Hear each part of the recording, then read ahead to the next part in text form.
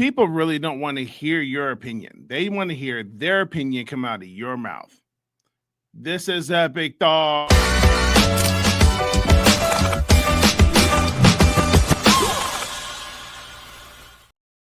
Stop the madness. Stop the madness. It's still January. Yo, it's still January. Can you believe it? I'm just as shocked as you are. It's still January, and it's time for another episode. Oh, my mic thing is jacked up. It's now time for another episode of Epic Thoughts. I'm your boy, Rohmon. Thanks for coming on. Thanks for tuning in. Thanks for listening wherever you're listening to this podcast, wherever you're watching it at. Man, I just want to let you know I appreciate you, and I'm thinking about you, praying for you. Hope that you are having a wonderful time.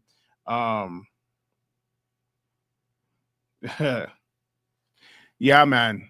It's still January. Can you believe it? We only got a couple more days. Today's the 28th, Tuesday, January 28th.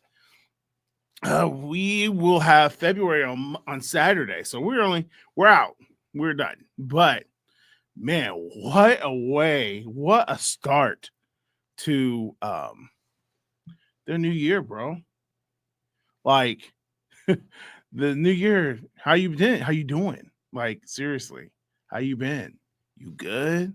It's been a crazy 4 weeks, 5 weeks, man. I don't know about you. I'm already tired. I'm ready for summer. Nah, but man, so California we still on fire, but we got it pretty much contained now. I figure give us another 7 days, we should be good. We had some crazy rain, not crazy rain, but we had rain.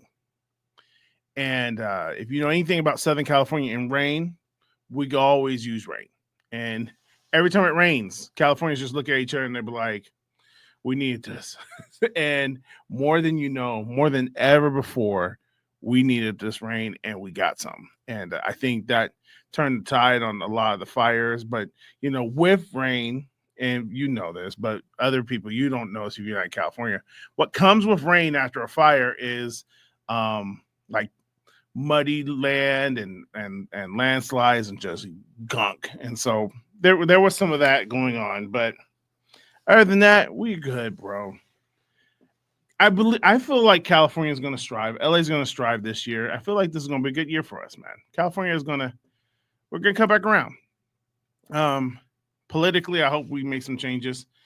Trump came out here last week. President Trump, bro, he came out here last week, had a meeting, taught him about water. He kind of basically showed him, said, if you put water on the fire, then the fire go out. You put water on there.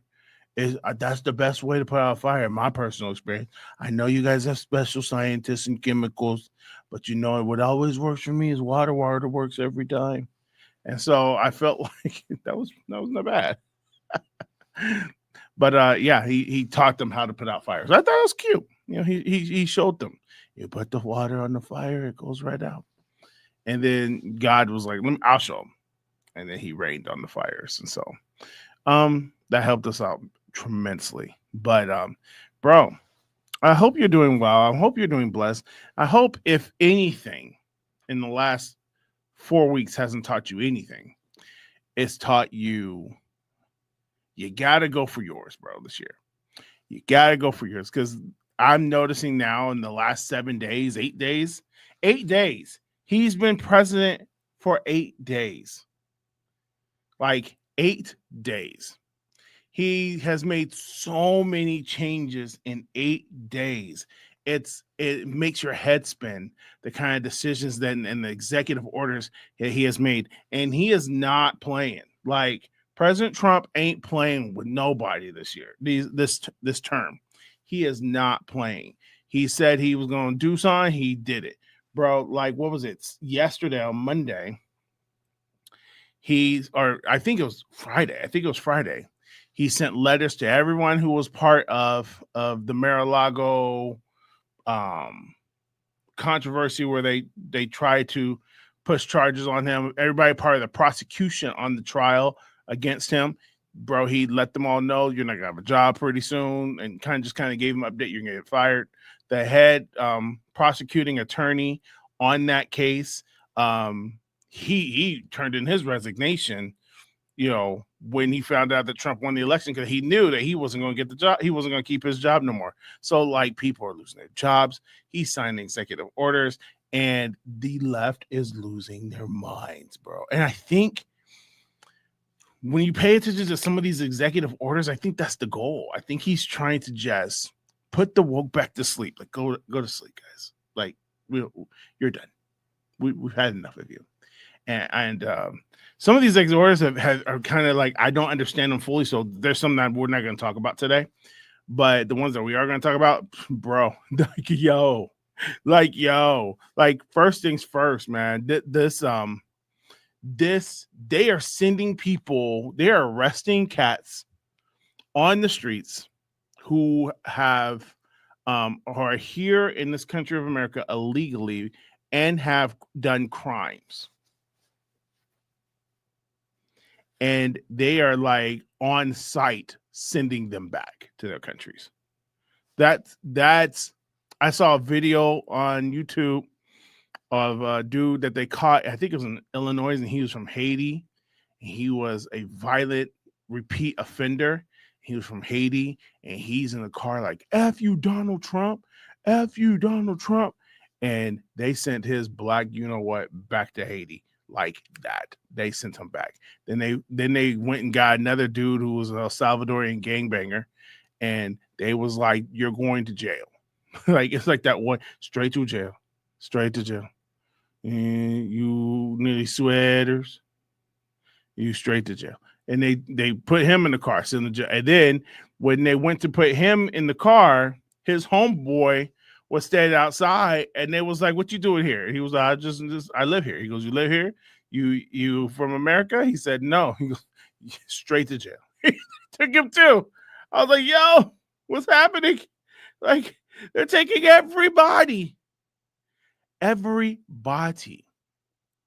And the left is losing their minds. Like, the people are losing it. They're losing their minds. And Selena Gomez, bro.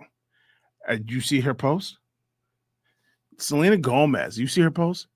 Selena Gomez goes on, and I'm loving, I used to love her. She was cute.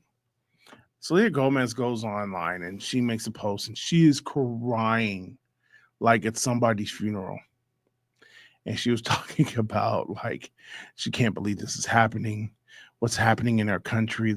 Like, this is so horrible, and I feel so bad. I wish there was something I could do. And she says the statement, so many people, and so many people I know are being taken out of their homes. And immediately, it was somebody who was over the border migration responded to the video in a press conference. Did you see that?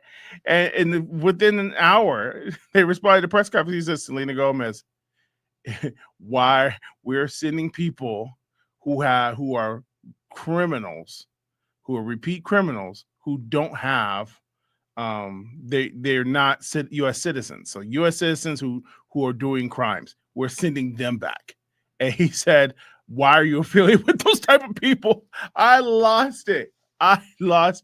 And she took her post down. But it's too late, bro. It's been stitched so many times, and it's not going away. I'm sorry, Selena. It's not going away. It's here to stay.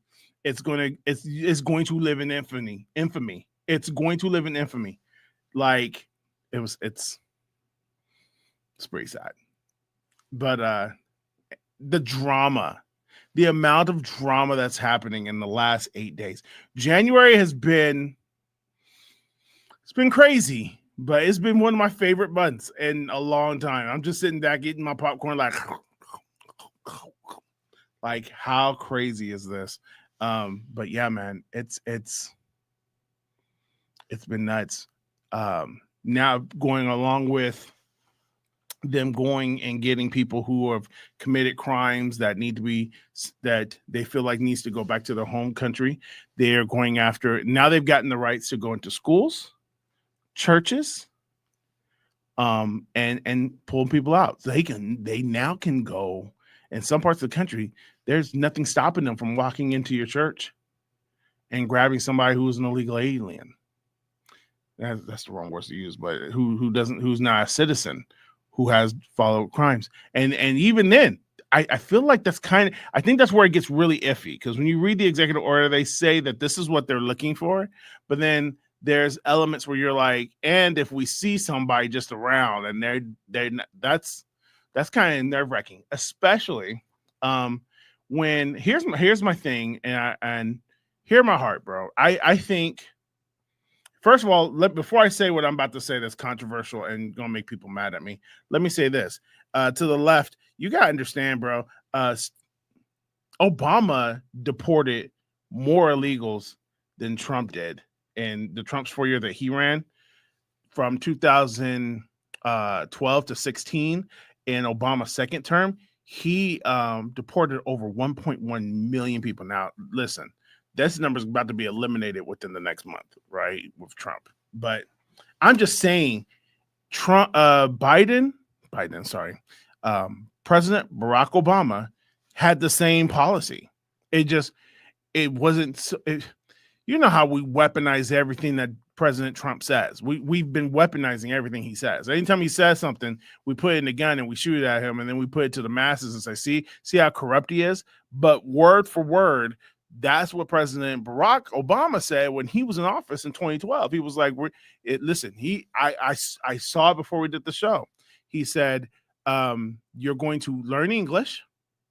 If you have done any crimes and you're here illegally, we're sending you back. And on top of that, he said, you're going to go to the back of the line. Meaning, if we send you back to wherever, you're not going to be pushed to get to the front to go ahead and get your to get citizenship. You're going to have to wait in line, and you're going to have to start from the very beginning. And that's what President Obama said in 2012. And even his last year, I believe he did something like 500,000 people. Oh no, in this first year, 500,000 people he deported out of the country. Trump says the same thing. Oh, he's racist. Like, this is people don't understand that not we, because I'm not part of the woke culture, but they made this happen. Like, they forced this to happen. People eventually got sick of the wokeness. People got sick of this stupid talk. People got sick of, you can't say anything. You can't be yourself. Comedians can't be funny. You know what I'm saying? You're taking away the element of choice. We don't get to choose if we like our artist. You'll just cancel him if he says something that makes you uncomfortable. And you just took that all away from us, and the people responded. And Trump it's always like this, right? It's always like this when a president goes into their second term. I always tell people, when a president's in their first term, their goal first term is to win the second term. So they're not trying to make waves. I felt like, and people will push back and say Trump made a lot of waves his first term. He didn't make any waves. I feel like he didn't make as many waves as he said he was going to, or people expected him to do, because I expected him to make a lot of waves. And he didn't make that many waves his first term. My thought was, his whole job, his first term, is to win the second term. And when he wins the second term, everything he wants to do, he's going to do.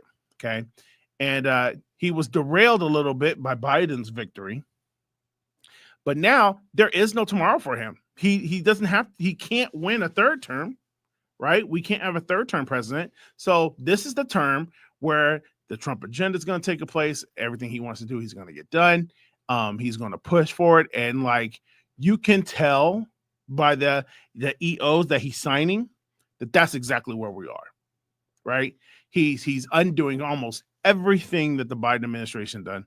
He's undoing everything that he didn't want to, and he didn't have a Congress for. He didn't have a Senate for, and now he's got now he's got a Senate that backs him. This is going to be something. This is going to be interesting, right?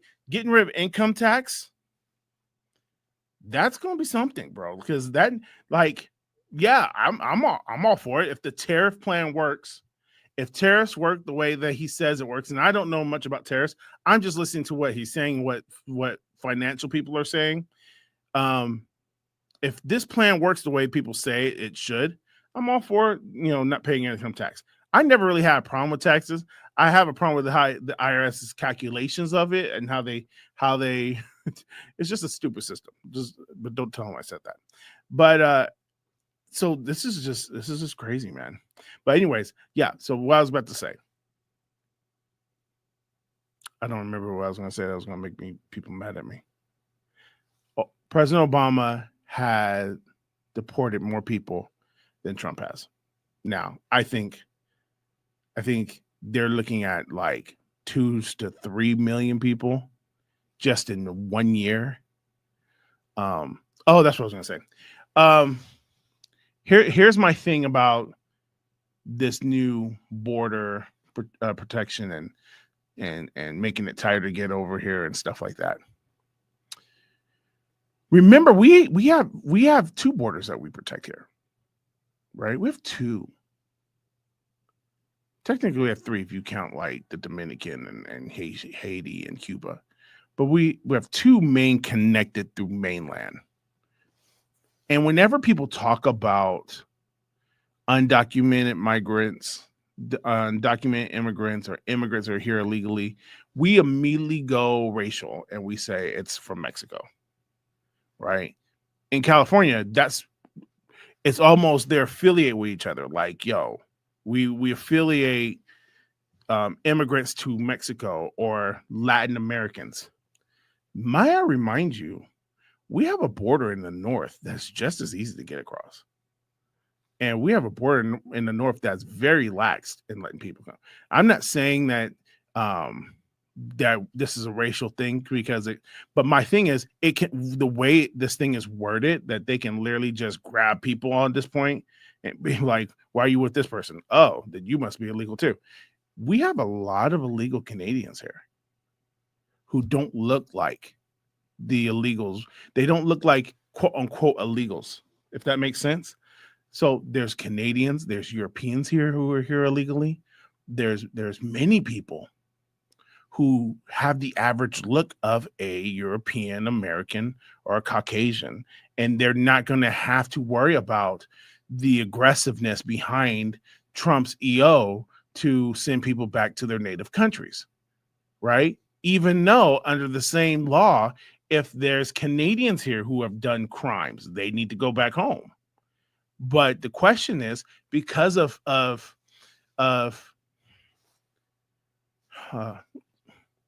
hear me out, people. I've always been this person. I don't think you can legislate racism out of our country. Okay, you can't legislate racism out of our country. It's going to be here, right? I understand what a lot of people are trying to do by, racism. We need to eliminate racism. We're not. As long as there's ignorance in this country, there's going to be racism. And I don't know about you. There's a lot of ignorance in this country. That means there's going to be a lot of racism, right? I can't post anything on social media without somebody coming at me and talking sideways about my color. I'm like, dude, all I did was rate this bag of chips. I bet you that blank does know about chips. Like, wow. Or, you know what I'm saying? Like, it never stops. It's not going to go. Unfortunately, it's not going to go nowhere. Okay. And I say that because when we make immigration a racial thing, I think that's where I'm concerned as when I see the EO and I hear the conversations. I never hear them talk about the Canadians and the Irish and people from Greenland who are here on expired visas who need to go home and they don't. I'm just saying if we have to send the Latin Americans home, we got to send everyone else home too, right? And so that's my stance on it. And yeah, that's my stance on it. The other side of it is it expanded out this week when they were talking about some of the things they talk about as people who are here to claim asylum or asylees or whatever people call them. People who are running away from terrorism or criminals or violent acts in their homeland, and to escape their homeland, they claim asylum here in America. Trump is now starting the process to send them back home. Now, the reason I didn't understand that until I read into it and started realizing, oh, there's people who probably didn't experience crime or violence at that level, and they use filing for asylum as kind of like a backdoor interest into the country where they're kind of covered and they're not necessarily undocumented because they claimed asylum. So now he's revoking that, and the people who have claimed asylum are going to be starting sending back to the country, and some of them have already been notified. So that's kind of scary. I don't know how I feel about that, but at the same time, like, it is what it is, people. Like, we're in a day where we don't really control anything. The government does what they want to do. And now we have somebody who I said this when Trump ran for president and won the presidency the first time on this show. I said, listen, Trump is a different dude because he's a businessman. What that means is, and what I mean by that is, Trump is going to do work. Sometimes the president just doesn't do nothing. They just kind of oversee and veto a bill here and there, and they'll host the Patriots when they win the Super Bowl, or whenever a sport team wins, they'll host them at their house, and they'll have the governor's ball, and when there's a disaster, they show up. Trump isn't like that. Trump actually wants to work. He wants to do something about where he lives, and so he don't care. He don't care how you take things. Like, bro, he just doesn't care. So that's what's been. That's one of the things that becomes the immigration thing. That's not what this show's about. I want to talk about another thing that he did, but it's just to give you a glimpse. If you haven't been paying attention or you don't understand, that's pretty much where it is. That's my stance on it. I'm like, if we're going to go hard for the Latin community, we got to go hard for the Canadians too, because their border is much bigger than Mexico's. And I don't know the story of how much drugs or stuff like that is getting smuggled on the north, but they getting over here, bro. And there was a time before where you only needed like a simple birth certificate to cross the border, but you need a passport back in my day. You need a passport to get down to Mexico. Like, if you want to go to Tijuana and your license was straight, you can go to Tijuana. It was like that in Canada too, bro. I remember whenever we would go to Canada, we just fly to a northern state. Like, I remember vividly, we never flew into anything near Winnipeg. We just flew into Minneapolis, and then we literally drove over a bridge from Minneapolis and we were in Winnipeg. So, and nobody stopped us. Like, we just, and I think they probably checked for something. Maybe I didn't have my birth certificate. I was only 19, 20. I just had my driver's license, and they were like, get on over there and have a good time. Come on back. And so that was Winnipeg. And so I don't know how easy you can get over now, but they're not. I remember, and I always remember, they've never been that strict in the north. They've just never been that strict in the north. So, another thing that Trump is really kind of going ham on is DEI. Let's talk about this. DEI means diversity, equality, inclusion. Now, what I want to share with you a couple of things. One thing is this. DEI is not affirmative action, okay? DEI is not affirmative action, but affirmative action is in DEI. I've been very adamant about my stance against affirmative action. I've always, and you'll find like a lot of Black people, don't really want to rock with affirmative action because we really want to be selected on merit. We don't want to be selected because you're forced to like us. Some people like, yeah, whatever. But me, I'm the kind of guy, if you don't want me around, then I don't want to be around. If you don't want me in your business, then I don't want to be your business. But if you feel like you're hiring me because you have to fill a quota, man, you can miss me, bro. And I think I know that I'm not the only one, because some of my homies and I talk about it. Like, dude, I'd rather not get the job than you hire me because you have to. So affirmative action never really worked for me. I didn't like being part of a quota. I hated being counted as the black guy. Like, for real, if we really want to talk about it, if we really want to talk about equality, which you know my stance on equality, I don't believe in equality. I don't think we'll ever find it. Okay. Because I think it's a sucker bet. Equality is a sucker bet. You're never going to be equal to the person next to you. Okay. There's going to be areas that they excel in that you don't, and there's going to be areas that you excel in that they don't. You know, and being equal means that somebody who has more has to give up so you can be matched at their level. Dog, that don't happen. That's why equality is a fairy tale that people chase that they'll never catch. That's why I always tell you, go after yours, create something for yourself, contend in your life, build something that God's put on your heart to build. Because if you're relying on somebody to make the world equal for you, it's never going to happen, because it's going to require somebody who has everything, who has the power, who have the resources, who have the money, and it requires them to give up that stuff for you. They're not going to do that. It's very, very seldom it happens. It's very seldom it happens. We can't force people to like us.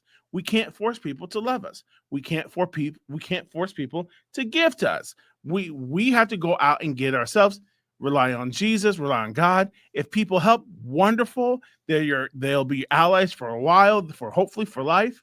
But man, to think that somebody owes you something, I can't roll like that, dude. I can't. Okay. So that's my stance on affirmative action. Again, DEI doesn't mean affirmative action, but there is affirmative action within DEI. Okay. So using layman's terms, DEI is a system that is used within corporations to make sure that all people are represented and equal, and they're seen within a organization or a workforce. Okay. Now, Trump has signed an EO, which EO means executive order. He has signed an EO to eliminate DEI in the federal world, in federal world, not necessarily Target and Starbucks and all this other stuff, but in the federal world. He's coming after the woke left. He's not coming after the left. He's coming after the woke left, right? And here's what I've noticed about DEI. When I started looking into it more, I didn't think about it a lot because I didn't care. But now it's a hot button topic, so I'm watching it a little bit closely. He's going after people who got a job on a federal level because of DEI. And instead of doing their job, they kept pushing the DEI. That's where I'm starting to notice where the problem started to come in.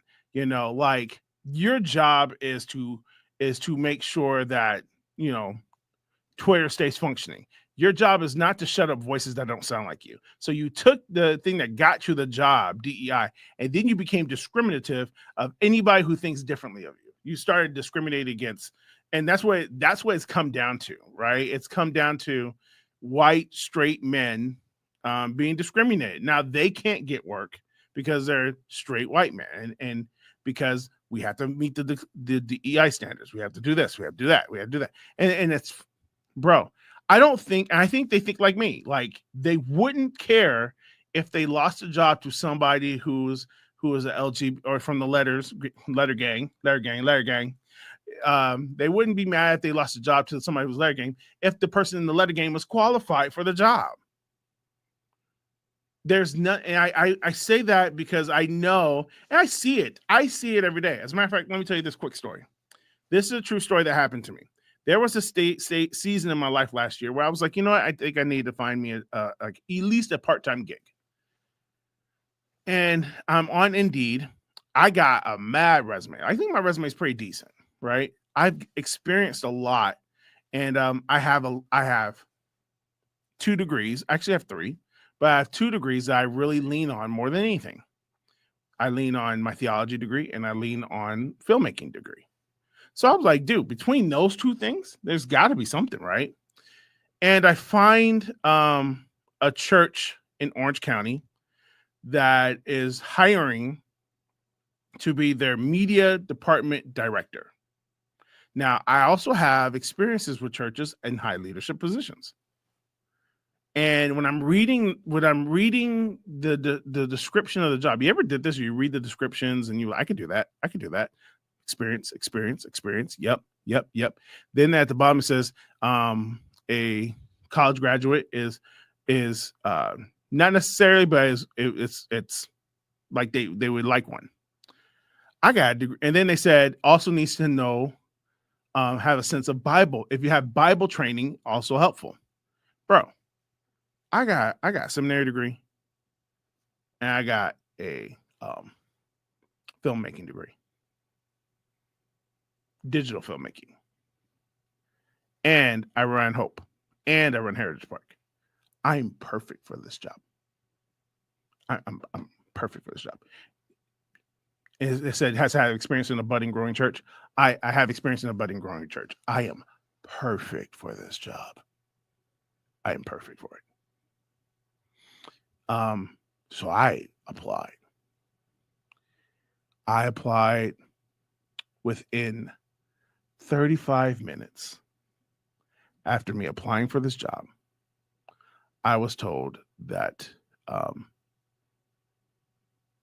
they weren't interested and they're going to move on with their search. I was so shocked that I called them. I called the church. They're in Orange County. So I called the church and I was like, yo, like, I didn't say yo, but I was like, hello, my name is Rohmon Merchant. I applied, blah, blah, blah. Can I speak to the hiring person who hires to this position? Oh, you're speaking to her? I said, yeah. I'm just trying to find out. I sent an application.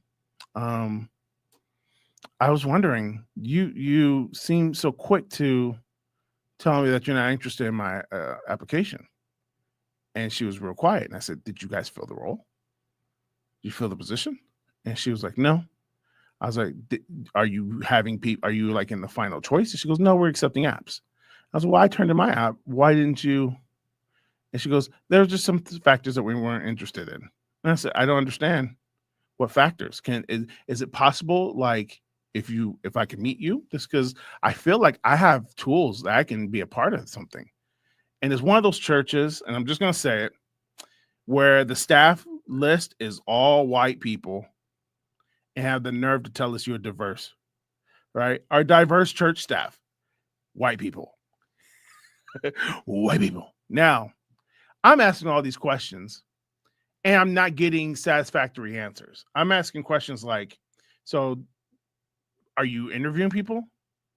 She goes, no, we haven't set up any interviews yet. I said, well, can I at least set up an interview? I would like to meet you and at least show you a portfolio of things that I've done.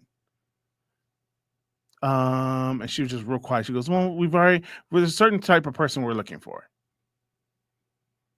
And I said, can I ask what the type of person is? She was like, well, somebody who's well-versed in the media realm. And I'm like, dude, I do podcasts. I'm well-diverse in the media realm. I've shot films. I've shot television show.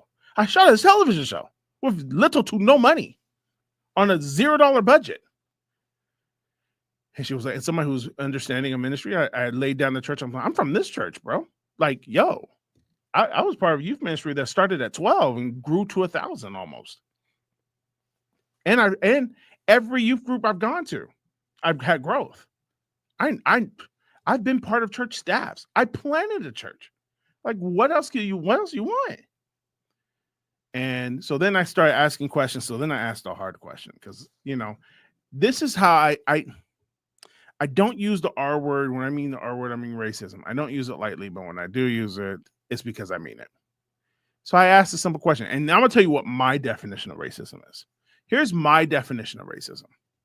When I treat racism like if I check all these boxes and I'm not awarded the same level of if I'm not awarded the same level of respect as another person who checks off the same boxes, then at that point, the obvious thing is the obvious thing, right? if we all mark the same boxes, but I get treated differently than someone who marks the same boxes, then the difference is the thing that we see, right? And so I'm asking her, I'm like, I meet all these requirements. And I'm like, and I go, she can't be racist because she doesn't know that I'm black. But then I thought to myself, my name is Arabic though. Rohmon, which is actually pronounced Rohmon, is Arabic. So I'm like, maybe they thought I was Middle Eastern. Maybe they Googled me. Because, employers do that. They Google you. And if you Google Rohmon Merchant, I'm going to show up. Maybe they listened to a podcast and they were like, oh, he's kind of hood. Either way, there was something that made them say no. And I didn't even get in the door.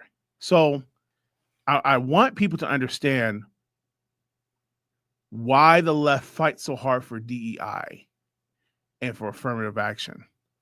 Because I was very qualified for that position. And they didn't let me in the door. And what makes it funny is some of my friends some of my non-black friends, my black friends were immediately like, dude, we know why they didn't call you back.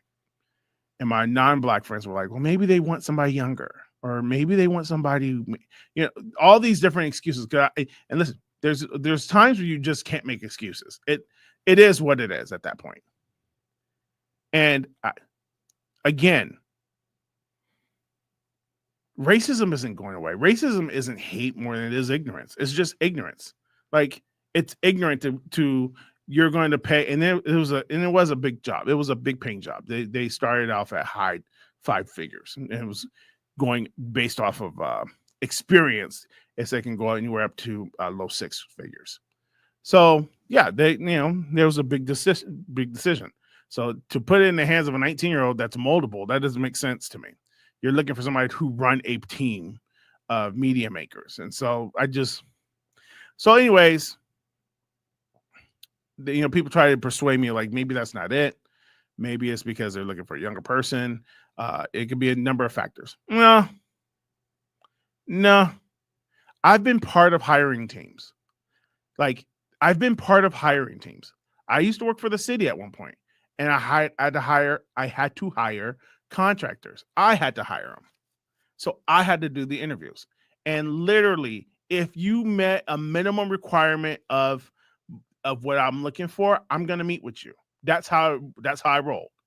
I made sure, and because I had to fill like 4 spots on this certain project to work with one of the middle schools. And so I was very clear on the details on what I'm looking for.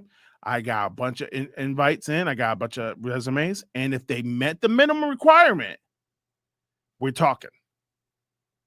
And I met so many people that I had to make a choice, but I had to choose 4 out of like 50.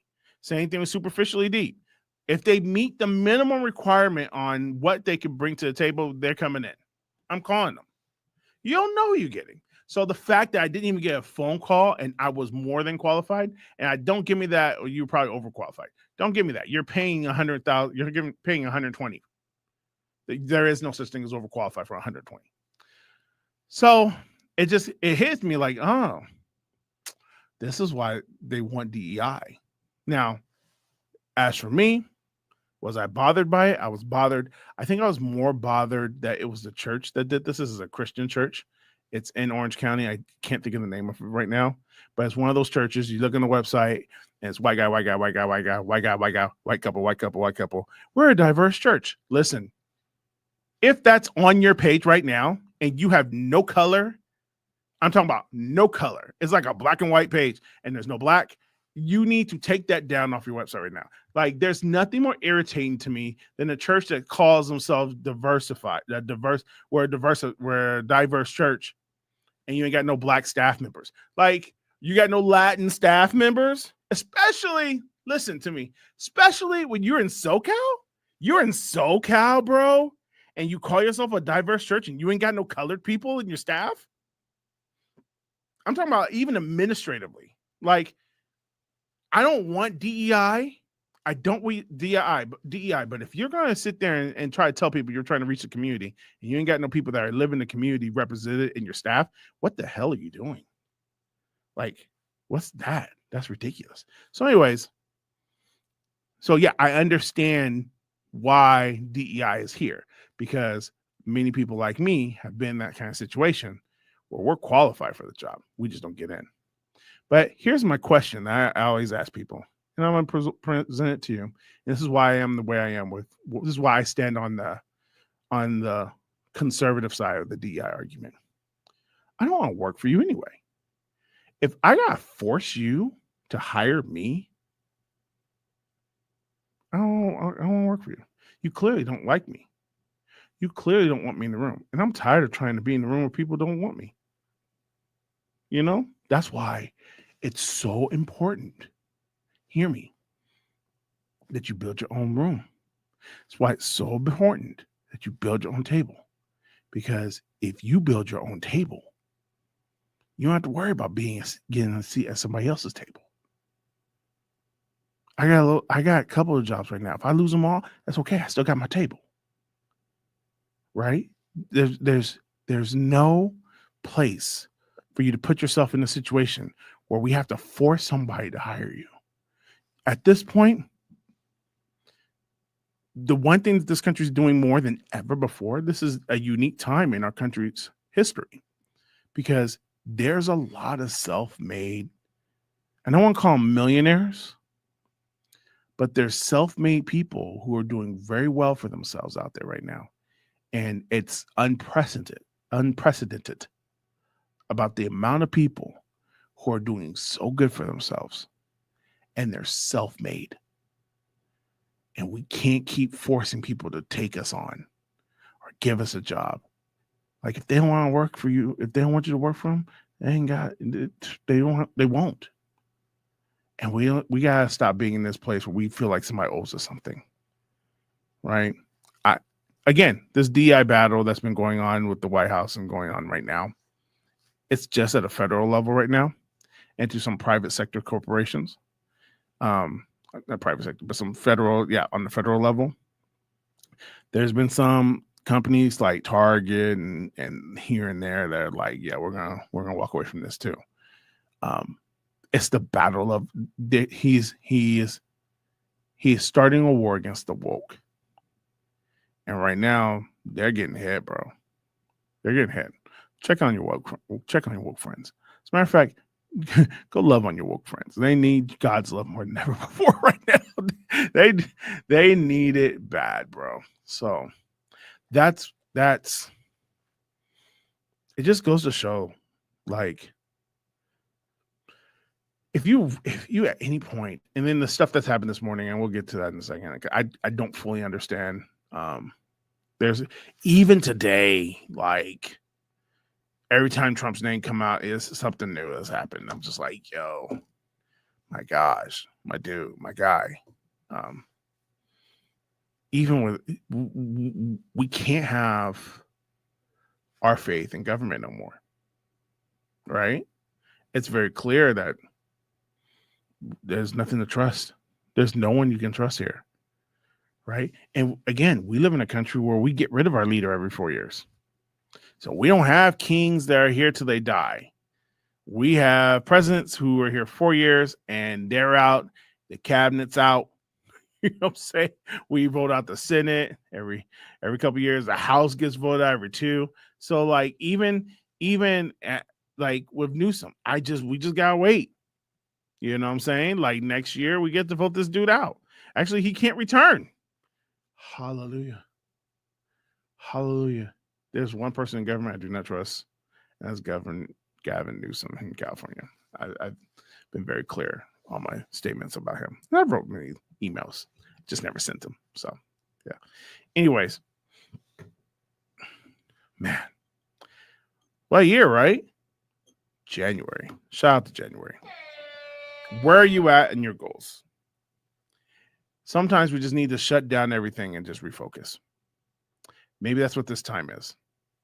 Shut down, refocus. Like, did you hear that it was a crazy stat that said 98% of New Year's resolutions are over already? like 98%. I'm hanging on to mine like I'm like Mufasa on the cliff. Hanging on to my goals like that. I'm like Mufasa. And at this point, like the claws are in my hand and Scar's like, long live the king. And that's where I'm at right now for my goals. And I feel like I can decide at this point whether I'm going to be Mufasa on the cliff or Simba. Because remember, they were both on the cliff at that given point. Scar says two different things to him, but they're both on the cliff hanging for dear life. And one passed and the other one did something about it at that last second, just and pulled themselves up. Like you, this is going to be a very interesting year. And if the conservatives have it their way, which it looks like they're going to, the strong is going to survive. The strong is going to survive. Stop waiting for people to give you handouts. It's not going to happen. It's crazy. Somebody once told me the other day, and I didn't think about it until they said something to me. When I planted my church, the bridge, 14189 Foothill Boulevard, Fontana, California. I'm just used to saying now Never Thoughts, but the bridge is not, don't go there no more because we're not there. When I launched my church, and this is why I never noticed it until now. I just was like, I trusted God and I was like, we're going to do it. Now, we'd probably still be doing our church right now, but COVID happened and, the building, we were renting and they had rules and stuff. And I didn't want to really shake anything up. So I was fine with just letting the church go. We ended up letting the church go. But there was a point where I remember thinking in the early days, I just put up some chairs and preach. I just pull up some chairs and preach. And then next thing you know, Carla comes in and she's doing worship with me. And then Carla moved on and Heidi came in and started singing with me. Or no, then Christina came and started singing with me and Christina got moved. And then Heidi came in and Heidi was, I think that was the golden time of the bridge when it was Ro and Heidi. And she lead worship and we killing the game. Heidi was killing the game. I miss you, Heidi.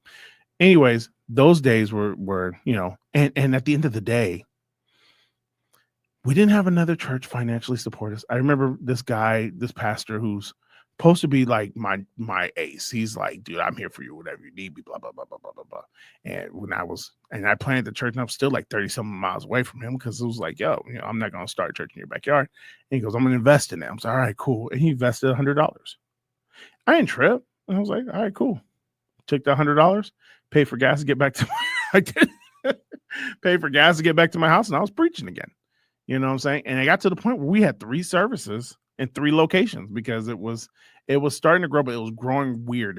My church grew weird. It was like a bulk of people in Fontana and then a bulk of people in Corona and then a bulk of people in Oakland was like, yo, we want to come to church, but we don't want to. Like, it was weird. So I had to figure out how to do 3 different churches. So I was doing 3 churches at once. And here's the odd thing. No one financed it, right? Another church didn't come and support. And because I'm saying that to say a reason. There's a lot of people who do that. Like they plant a church and then a church gives them $100,000 to plant a church. That's just how it works. And so I'm not used to people financially supporting me, right? People have given me money, yes, but no one's ever sat there. I've never seen a check. One person, and it was a stranger out of Utah, gave us a check for like $13,000. That's the most, and that was for Heritage Park. And that's the most money that anyone's ever wrote a check for me for. Like, I'm talking about for church or Heritage Park or any project. $13,000 was the most that anyone's ever wrote a check for me that I didn't go earn. I say that to say I don't understand neither side of the DEI argument. I don't understand people forced to give me opportunity because no one gives me opportunity. And I'm not forced. I don't understand people just asking and somebody gives them opportunity because I don't get that either. Like everything I got, I earned. Now, many people could say, Hope was given to you. Hope was given with a lot of stipulations and speculations. So even where we're at today with hope, it's not as accurate as people want to think it is. It wasn't handed to me. And even to this day, I fight to keep these doors open. I fight my butt off to keep these doors open, which is why I'm always pushing you to fight, because what if no one shows up for you? I hope your rich homie pulls through. I hope that check that is coming, that people say is in the mail. I hope you get funding. I hope somebody says, I got your back, Black Girl Magic. I hope that happens.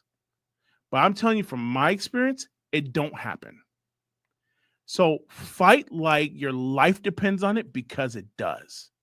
And nobody's going to give you a handout. Fight like nobody's going to give you a handout. Take your dollars and invest them back in you. If you got to go to training, go to training. If you my biggest investment every month is $14.95. That's my biggest investment every month, $14.95. That investment is Audible. It's my biggest investment. I get 3 credits every month. I can use those 3 credits for any book. And I listen to audiobooks like nobody's business. I am spending as much time. I can't pay to see Grant Cardone and the X thing he does. And I don't think he's doing them. I think he just did the last one. 10X. He just did his last one. I had never gone to any of them. Wanted to go. Tony Robbins, man. I want to go to the Tony Robbins event. And Dean Graziani. I've done all the free ones. And they're good. But then they always hit you with that. No, you want to come to this one. You don't want to miss it. We're going to be in Key Largo, Florida. We're going to be at Key Largo. You don't want to miss it. It's $9,000. Like, I don't have that kind of money to invest in that. I don't. I wish I did. I don't know OPM like people talk about. OPM is a word that investors use, other people's money. I don't have OPM. I have MM, my money. It's like I use my money. I have to use money that I create, revenue streams from my businesses, and I have to put it back in my business. So I'm operating at zero return at this point. But you know it though? It's not going to always be that way. It's hard, but it's worth it, my friend. Because at the end of the day, no one could take Heritage Park from me. At this stage right now, hope is still kind of like the building can be taken away, but hope, Recovery and Hope Studios can't be taken away from me. HP can't be taken away from me. If I ever want to relaunch the bridge, it can't be taken away from me. I've worked so much sweat equity into those things. And you know what? It's going to get to the point where who knows? God may move on somebody to be like, I'm going to sow a seed because the ground is good. But man, there's so many people who didn't get that check, who didn't get that push start, especially my Blacks and Latinas and Latinos. There's my Amor, man. She's out there grinding her butt off. I love her more than anything in the world. And I see her work every day. Nobody gives her anything. And she's out there hustling. But I am so proud of her. I'm not going to embarrass her and say her name, but she knows who she is. And I'm proud of her. Love her to death. Nobody gives her nothing. You can't sit here and you can't wait for that stuff to happen because, it's not going to happen for a lot of us. But you know what? It's okay, right? It's okay because greater is he that's in you than he that's in the world. Like you have a God that can do more for you in a snap of a finger than what anybody can do with a check, right? The world is the Lord's and the fullness thereof. That's the Lord's. That's your God, right? And the stage I'm at right now, I'm serving at a church that believes that. And it's not prosperity gospel. And I've been telling people for the longest time, this is not prosperity gospel. This is Jehovah Jireh gospel. Like I'm watching people, and I'm part of a ministry and I'm part of a church right now where I'm watching people believe and God answers prayers. It's crazy. Like I'm literally watching God answer prayers. Can you imagine what that would do for you if every Sunday you're watching God answer prayers? That's crazy. Then you're just sitting there going, oh, shoot, I might be next. I might be the next one up. And you never know, bro. So I say all that to say, don't let these people get the best of you, bro. It's you don't need DEI. You need God. You don't need funding costs. You need God. You don't even need money like that. You need God.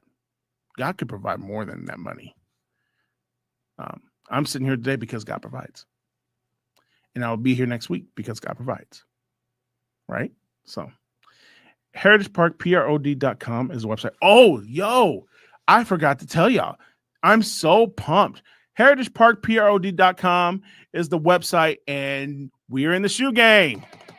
Bro, I gotta get some of the shoes that we have been designing. We've been working on a couple of designs. There's 4 designs on heritageparkprod.com, the website. It's the shoe game is on point right now. Now listen, don't if you're like a sneakerhead, these ain't your shoes. But these we got some interesting shoes. We got some interesting shoes. Go to heritageparkprod.com. Check out the store on the page on the website, and go to accessories because the shoes are in the accessories section. Some interesting shoes. The girl shoes, I like the girl shoes more than the guy shoes. The guy shoes are still working on our style and what we want to see. But man, go check them out. We might give away a pair.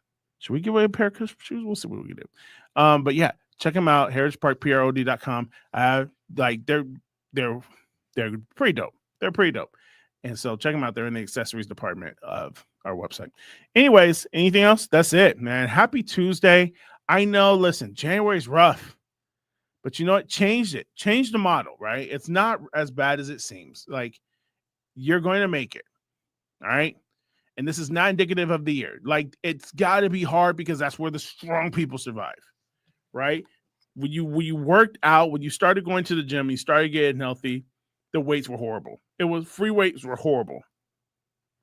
You felt like you could never breathe, and you were trying to push 140. You're trying to bench press 140, couldn't bench press 140 without help. And, you kept doing it. You kept going.